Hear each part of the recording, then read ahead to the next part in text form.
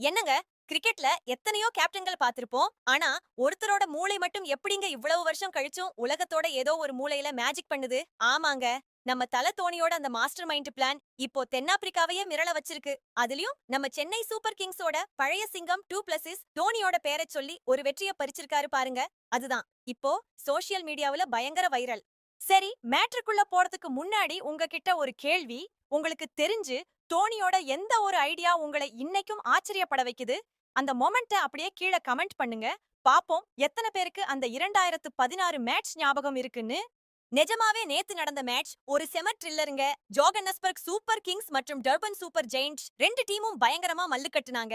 Durban ஜெயிக்க கடைசி ஒரு பந்துல ஒரு ரன் தான் வேணும். கிரவுண்டே நிசப்தமா இருக்கு. பந்து வீச வர்றது வியான் முல்டர். அப்போதான் நம்ம கேப்டன் டூ பிளஸிஸ் மெதுவா முல்டர் கிட்ட போய் ஏதோ ரகசியம் பேசுறாரு. எல்லாரும் என்னமோ ஏதோன்னு பாத்துட்டு இருக்காங்க.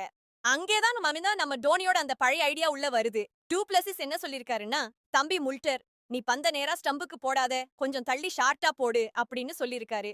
அதே மாதிரி விக்கெட் கீப்பர் ஃபெர்ரைராவும் உஷாராயிட்டாரு. ஒரு கையுறைய கழட்டிட்டு ஓடுறதுக்கு தயாரா நிக்கிறாரு. பந்து வீசப்படுது. பேட்ஸ்மேன் பந்தை அடிக்க முடியாம விட்டுட்டாரு. கீப்பர் பந்த புடிச்சு மின்னல் வேகத்துல ஓடி வந்து ரன் அவுட் பண்றாரு. ஆட்டம் டை ஆகுது. அப்புறம் என்ன? சூப்பர் ஓவர்ல நம்ம ஜோகன்னஸ்பர்க் டீம் அசால்ட்டா ஜெயிச்சு புள்ளிப்பட்டியல்ல முதலிடத்துக்கு போயிட்டாங்க. மேட்ச் முடிஞ்சதும் டூ பிளஸிஸ் பேசும்போது ரொம்ப எமோஷனலா ஒரு விஷயத்த சொன்னாரு. எனக்கு 2016ல இந்தியாவுக்கும் பங்களாதேஷுக்கும் நடந்த அந்த டி20 உலகக்கோப்பை மேட்ச் தான் ஞாபகம் வந்தது. அன்னைக்கு கடைசி பந்துல நம்ம தோனி ஒரு கையுறைய கழட்டிட்டு ஓடி வந்து ஒரு ரன் அவுட் பண்ணுவாரே, அதே தந்திரத்தை தான் இங்கேயும் பயன்படுத்த சொன்னேன் அப்படின்னு சொன்னாரு. கேட்கவே எவ்வளவு பெருமையா இருக்குல்ல. ஒரு மனுஷன் கிரிக்கெட்டை விட்டு விலகி இருந்தாலும் அவரோட ஐடியாக்கள் இன்னும் கிரிக்கெட் உலகத்தை ஆட்டி படைக்குதுன்னா அதுதான் டோனி பிராண்ட்.